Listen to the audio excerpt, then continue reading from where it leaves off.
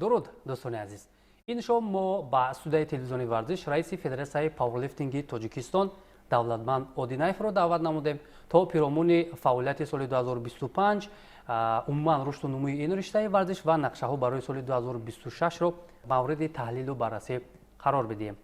خوش آمدید با استودیوی تلویزیونی ورزش. چون میدونیم فدراسیون پاورلیفتینگ تاجیکستان همیشه در مسابقه‌های سطح آسیا و جهان عموما مسابقه‌های بیرون از تاجیکستان فعال است و نتیجه ها را هم به دست می‌آورد. آیا گفته می‌توانیم که سال 2025 نسبت به سال‌های قبلی فرق کننده و نتیجه های بیشتر را در پی داشت برای فدراسیون پاورلیفتینگ؟ ما می‌توانیم بگوییم که سال 2025 برای فدراسیون پاورلیفتینگ همچون سال تاریخی هم گفته می‌توانیم، برای که در این سال 2025 ما از در مسابقه‌های آسیا هم مسابقه آسیا هم چمپیونات آسیا مدال های جای یکم، یعنی که 5 مدال چمپیونات آسیا در دولت ویتنام شهر هاشیمین برگزار گردید. از آنجا ما 7 ورزشگر اشتراک نمودیم. در بین 7 ورزشگر ما 5 مدال یکم به خزینه فدراسیون وارد شد. یعنی این نتیجه تا کنون برای ما در چمپیونات آسیا به دست نآمده بود؟ نه نبود و باز 2 مدال دیگر در یعنی مسابقه کشادی آسیایی 2 مدال طلا از دولت خدای ورزشکاران ما در اونجا اشتراک نمودند، 2 مدال طلا و در دولت همسایه قرقیزستان 2 مدال طلا به خزینه فدراسیون وارد شد. خب در چمپیونات آسیا عموما قطعه آسیا رقابت پذیری در این رشته ورزش چگونه است که ببینید این گونه موفقیت را ورزشکاران ما به دست آوردن؟ آیا رقیبانی پرقوتی که در سطح جهان برآمد میکنند در قطعه آسیا هستند؟ بله هستند. در قطعه آسیا ورزشکارانی بسیار با قوت‌هایی که از دولت‌های هندوستان، از دولت ایران، از دولت خود دولت ویتنام رقیبان پرقوت بودند و ورزشکاران با این پرقوتی آنها نگاه نکرده با مدال‌های جای اول را اشغال نمودیم. سبب اساسی مدال گرفتن ورزشکاران ما با یک جایگی، یعنی که یک کچین فدراسیون در حدود شهر دوشنبه ما یک جایگی تمرین نمودیم و با این مقصد ما در این مسابقه موفق شدید. بله بسیار خوب است. ببینید بعداً در چمپیونات جهان که در فدراسیون روسیه برگزار گردید بسیار یک هنرنمایی شایسته هم از جانب ورزشکاران فدراسیون پاورلیفتینگ تاجیکستان به قید گرفته شد و اینجا رکوردهای نو هم گذاشته شد که بعداً سخن میکنیم و بیاید در مورد چمپیونات جهان حرف میزنیم، نتیجه و آن موفقیتی که ورزشکاران به دست آوردن. در چمپیونات جهان در اونجا ما 4 نفر ورزشگر سفربر شده بودیم و در این چمپیونات جهان از سالهای پیش دیده بسیار ورزشکاران جهان اشتراک نمودند. رقیبان با قوت بودند در اونجا و ما با این نگاه نکرده از چمپیونات جهان 1 مدال طلا و 2 مدال دوم به دست آوردیم. چون میدونیم در چمپیونات جهان ما از خود شما شرکت کردید، از جانب شما رکورد نو جهانی گذاشته شد که این هم البته با نفوذ ورزش تاجیکستان، با نفوذ این رشته ورزش تاثیر خوب میرساند. در مورد همین شکستن رکورد جهانی و گذاشتن رکورد نو از جانب شما سخن کنید، چگونه بود همین حالت؟ یک حالتی بود که در این چمپیونات جهان خودی من در وزن 110 کیلوگرم برآمد کردم. در آنجا از نمودی 6 تن با وزن، یعنی که پرسیدنی رکورد موندم و از نمودی استانوی تیاگا، یعنی که برداشتن وزن تومیون در آن هم رکورد جهان گذاشتم. در آنجا از جانبی یعنی داوران بسیار سخت گرفتند. در آنجا یعنی که سال به سال نمود ورزش ما یعنی نظارت سخت‌تر بود و ما با این نگاه نکرده، با این مشکلات نگاه نکرده، برای که تمرین‌های خوب داشتیم، برای همین ما به مقصد و مرام خود رسیدیم و رکوردهای جهان رو عوض نمودیم. خب قبلا رکورد جهانی چند بود؟ شما چند ایواز کردید همین رکورد رو؟ قبلا رکورد جهانی از نمودی یعنی که استالنتیاگا ورزشکار وزن تومیون 265 کیلو بود و ما در اونجا از 285 رکورد موندم و 292 از 15 رکوردی خود رو ایواز نمودم. بسیار خوب است. البته هر وقتی که همین گونه نتیجه به دست میآید فکر میکنم با ده ها جوانان دیگر انگیزه الهی میبخشد و آنها میتوانند که رو بیارند با ورزش، رو بیارند برای معرفی کشور. چون ما میدونیم شما بیشتر با مربیان محلی کار میکنید، با متخصصان داخلی. آیا ضرورتی دعوت مربیان خارجی و کار با آنها پیش نمیآید؟ نما مربیان خوب در حدود جمهوری ترکستان داریم. یکی از آنها طالع خالنظرов میباشد که مربی بهترین است و رضایف خیرالدین و دیگر مربیانی که در حدود شهر دوشنبه و حدود جمهوری ترکستان مربی خوب داریم و ما با مشکلی مربی تنقیصی نمیکشیم. یعنی با همون قدرت، با همون تجربه‌ای که مربیان ما دارند امکان اشتراک در مسابقه ها و گرفتن نتیجه ها تا حال هست. بله. به هر حال همکاری ها در نظر نیست؟ نیست. ما برای که مربی های خوب خود را داریم. بله. خوب، تا چمپیونات آسیا رفتن، تا با چمپیونات جهان رفتن، من میخواستم یک چیز دیگر را شما روشنی اندازید. همون بعضی آماده شدن ورزشکاران، خب سفربر شدن به مسابقه ها، خرجی که برای شما، برای هیئت صرف می شود، در این مورد بگید که چگونه به دست میآید؟ ما ورزشکاران ما بسیاری ورزشکاران ما خود مربی هستند، خود درس میدهند و در تالار ورزشی شهر دوشنبه ما شاهد آن هستیم که تالار ورزشی زمانوی بسیار شده است. در اونجا هم مربی شده کار میکنند، هم تمرین مینمایند و به هر یک ورزشکاری ما کوشش میکند که به خود یک سرپرست پیدا کند و با این مسابقه رفته اشتراک نماید. در سال 2025 سرپرستان خیلی بهتر شدند و ما در آینده کوشش میکنیم که از نمود پاورلیفتینگ رو در حدود جمهوری ترکستان معرفی نموده و سرپرستان رو بیشتر جلب کنیم و نمود ورزش پاورلیفتینگ رو پیش بریم. بله، البته خوب است. امروز زمانی است که مثلا فدراسیون تشکیلات جمعیتی است، باید کوشش کند سرپرستان رو جلب کند. عموما هر یک رشته ورزش مثلا رهبران فدراسیون ها تلاش میکنند که با جلب سرپرستان همین رشته را رشد دهند. این خوب است، البته اقدام های خوب است. خب ببینید امروز کدام منطقه های کشور با اصطلاح همون پتانسیل خوب یا همون چهره های خوب دارند ولی تاکنون پورا استفاده نشدند؟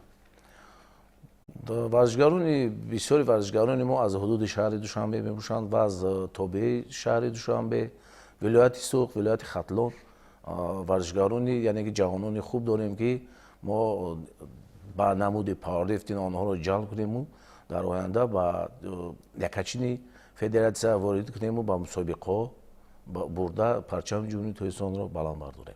شما اینجا در مورد جوانان گفتید، امروز با جوانان چگونه امکانات ها داده می شود؟ عموما با هیئت دسته منتخب جلب آنها در کدام سطح است؟ سال به سال جوانان در نمود پاورلیفتینگ خوب برآمد میکنند. سال به سال جوانان بسیار شده ایستادند. در نمود جوانان یعنی که 9 در 9 وزن 10 وزن جوانان ما اشتراک میکنند. در هر یک وزن تا 5-6 نفر اشتراک میکنند در حدود جمهوری ترکستان و ما سال به سال جوانان نو رو دیده ایستادیم که آنها در آینده ورزشکاران خوب بشوند و پرچم جمهوری ترکستان رو باوری داریم در دیگر دولت ها رفته بلند میبردارند. کوشش فدراسیون همین است که با نمود پاورلیفتینگ جوانان رو نقض است که جلب کنیم و پیشبری کنیم. چون بدونیم سالهای اخیر اندک کنون دختران زیاد شده ایستادن. در مسابقه‌های داخلی می‌بینیم هنر خود را نشان میدهند. خب در این مورد چی نظر دارید برای آنها که شرایط خوبتر مهیا کنیم با دختران که شماره‌شون زیاد شود؟ بله، ما در چمپیونات‌های آسیا و چمپیونات‌های جهان می‌رویم. در آنجا بانوان رو می‌بینیم که از دیگر کشورها در دیگر کشورها آنها برآمد میکنند.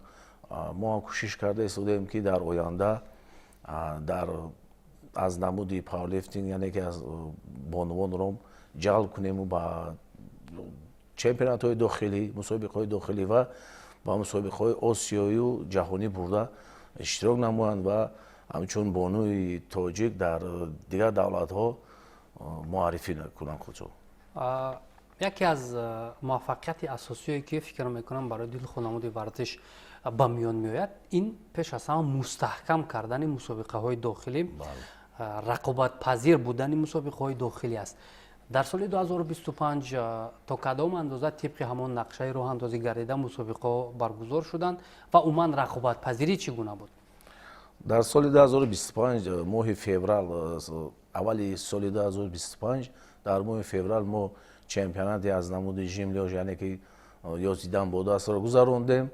در آنجا هم بانوان، هم جوانان، هم کلانسالان اشتراک نمودند و در سال 2025 در ولایت سوخت یعنی که شهر پنجکند یک مسابقه گذاشت و در داخل شهر دوشنبه چمپیونات جمهوری انا اوید با پاورلیفتینگ هم گذاشت و در اینجا ورزشکاران ما سال به سال شماره ورزشکاران ما اشتراکشون زیاد شده ایستادند. در آینده ما کوشش میکنیم که چهاربینی ورزشی همون رو در یک روز نه و 2 روز 3 روز گذرانیم، برای که ورزشکاران ما زیاد شده ایستادند و ما کوشش میکنیم که در آینده در تالارهای زمانوی و در با 2-3 روزی مسابقه رو گذرانیم. یعنی ببینید در اکثر نمودهای ورزش هستند نفرانی که مثلا 1 سال و 2 سال و 3 سال و 4 سال فقط رقم 1 هستند و صدرنشین همون وزن خود هستند.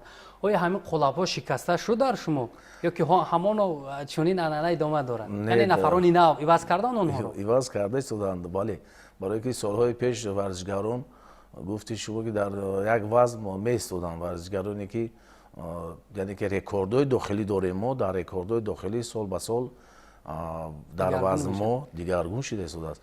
یعنی که جوانو با کلانسالا گذاشته ایستادند، آنها یعنی غالیبان رو عوض کرده یعنی وزن‌های نو برداشته ایستادند و کوشش میکنیم که در آینده باز جوانان به همین نگاه نکرده، یعنی که در حدود جمهوری تایستان یعنی در شهر دوشنبه سال به سال تالارهای ورزشی زمانوی شده است. از یکم نمود یعنی که تمرین قفو نمونند و با تمرین خود با مربیای خود تمرین نمایند و در آینده باز هم رکوردهای نو داخلی و جهانی رو عوض کنند. بله، البته وقتی که غالیبان سال به سال عوض می شوند، یعنی نفرانی ارزنده تر پیدا می شوند، رقابت پذیری پرقوت می شود، این معنای آن را دارد که همان رشته ورزش الکی مرحله به مرحله رشد میکنند و چهره‌های نو پیدا میشوند. خب تا چه اندازه پاورلیفتینگ تاجیکستان رو با قدرت‌های آسیا و جهان شما رقابت پذیر میشمارید؟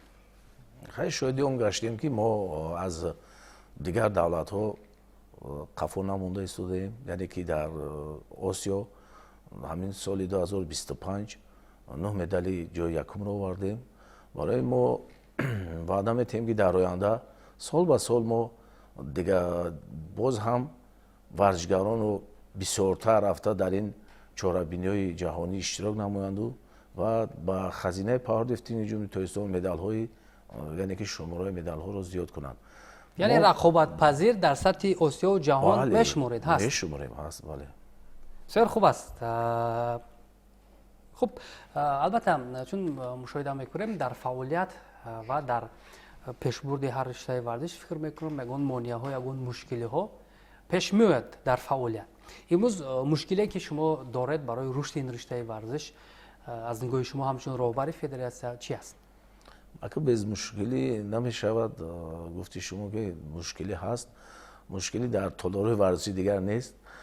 Мушкилӣ яъне ки мо бояд соҳибкорони маҳаллӣ ёфта ба намуди пауэрлифтинг ҷалб кунему варзишгарони мо зиёдтар ба чемпионатҳои осиёӣ ҷаҳонӣ сафарбар кунем. Мушкилӣ дар ҳамин аст. бале дигар аз ҷиҳати истеъдодҳо, аз ҷиҳати толорҳои муосири варзишӣ, аз ҷиҳати омодагӣ мушкилӣ нест. Мушкилӣ нест. Бале. хуб албатта бо он шароите ки имрӯз дар кишвар хуб мешавад, таваҷҷӯҳ ба варзиш зиёд аст, ин мушкилиҳо ҳам албатта бо истагӣ ҳалли худро ба пуррагӣ меёбанд. ман фикр мекунам ки боз аз ин ҳам дастовардҳои нав ба навро варзишгарони ин ришта ба даст меоранд. хуб як чизи муҳим, медал, рекорд ё тайёр кардани насли нав, аз ин се кадомашро муҳимтар мешумад? ман муҳим аввал насли навро медонам ки мо бояд насли навро тайёр кунем. баъд ки насли нав тайёр шуд, рекорд мешавад, рекорд ки шуд, медал ҳам мешавад. барои ҳамин мо бояд насли навро ба ин намудҳои варзиш тайёр намоем. бисёр ҷавоби хуб ва албатта ки ин ҳам ҳадафмандона аст, чун чеҳраи хуб, нафари арзанда, чӣ гуне ки шумо қайд кардед метавонад ҳам рекорд гузорад, ҳам барои миллат дастоварди хуб ҳам ба даст биёрад. хуб, дар соли 2025 натиҷа ё дастоварде буд ки то кунун такрор нашуда буд ва масалан рӯйдоди нав буд дар пауэрлифтинги тоҷик? бале, мо гуфта гузаштем дар соли 2025 дар осиё яъне ки 9 медали ҷои аввалро овардем. қаблан набуд? қаблан набуд, буд якта дута буд, имсол 9 медали тилло ва дар чемпионати ҷаҳон медали якум буд, лекин яъне ки рекордҳо набуд. барои мо дар соли 2025 ба ин бале мушарраф шудем. дар оянда мехоҳем ки аз ин ҳам бо болотар раванду варзишгарони мо рекордҳои ҷаҳониро иваз намоянд ва медалҳои ҷаҳониро бисёртар ба хазинаи федератсия воридо намоянд. хуб, барномаи омодагӣ барои соли 2026 чӣ гуна таҳия шудааст? варзишгарони моро кадом мусобиқаҳои бузург интизоранд? аввало мо бо кумитаи кор бо ҷавонон ва варзиши назди ҳукумати ҷумҳурии Тоҷикистон чорабиниҳои ҷумҳуриявӣ дорем, яъне ки чорабиниҳои варзишии дохилӣ, яъне ки дар шаҳри Душанбе ва ноҳияву дар вилоятҳо мусобиқаҳоро бо кумита яъне ки пешниҳод кардаем. онҳоро мо бо як сари баланд гузаронда аз ин ҷо якачини ҷумҳурии Тоҷикистонро аз намуди пауэрлифтингро ҷудо намуда баъд ба чемпионатҳои Осиё нақша дорем ва ба чемпионатҳои ҷаҳон ҳам нақшаи хуб дорем. яъне имсол чемпионати ҷаҳон дар куҷо баргузор мешавад? чемпионати ҷаҳон ҳарсола дар шаҳри Москва ҳам баргузор мегардад. имсол ҳоло тақвими чемпионатҳо яъне ки баромадагӣ нест. мо вақте ки тақвим барояд ки дар куҷо баргузор мегардад, мо тамрини худро кардан тайёр шуда мегирем. бале, муҳим нест дар куҷо баргузор мегардад, муҳим иштирок ва гирифтани дастоварди назар аст. саломат бошед. ташаккури зиёд ки имрӯз албатта то ҷое тавонистем дар мавриди натиҷаҳо, дар мавриди нақшаҳо суҳбат кардем ва боварӣ дорем ки он нишондоде ки дар соли 2025 ба қайд гирифта шуд, соли ҷорӣ соли 2026 бештару хубтар мешавад ва муваффақияти варзишгарони мо барои обрӯи ин миллат таъсири бузург мерасонад. дӯстони азиз, ёдовар мешавем ки ҳамсӯҳбати мо будам давлатманд Одинаев, раиси Федератсияи пауэрлифтинги Тоҷикистон, ки тавре шумо дидед мо пиромони муваффақияти ин ришта дар Тоҷикистон суҳбат кардем. то дидорҳои навбатӣ сеҳатманду пирӯз бошед.